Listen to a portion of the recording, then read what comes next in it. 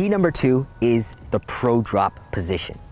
Coined by John Yandell over at tennisplayer.net, this is the position where the racket tip is going to swing all the way out to the right edge of your body until it's parallel to the trunk if you view it from this angle. This position is going to give you that full external rotation in both your shoulder and your forearm, and it's going to mark the end of your racket drop.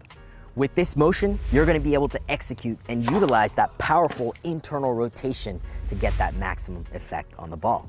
Now, anatomically, this is going to put a stretch on your internal shoulder rotation muscles in the same way that a baseball pitcher will be able to flip their arm back before releasing the ball.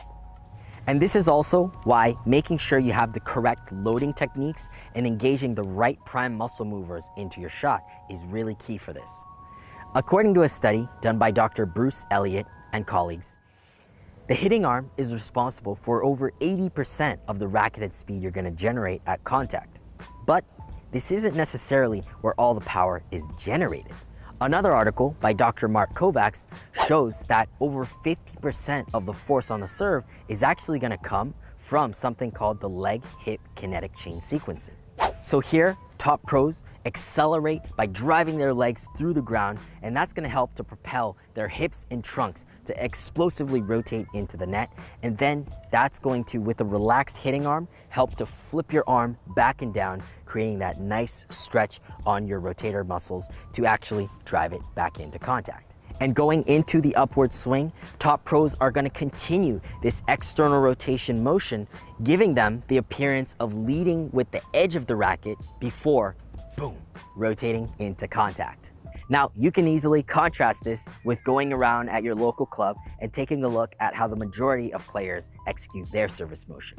What you'll notice is that instead of leading with their racket edge, they'll actually lead with their racket strings. And because of issues like we talked about with the grip and other techniques like the waiter's tray issue, players find themselves often feeling that pushing effect because they're not able to achieve the full flip motion by getting into the pro drop position.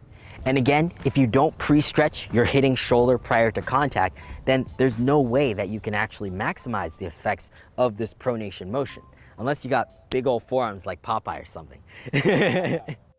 And to execute this technique of leading up with the edge, watch Daytree's video here.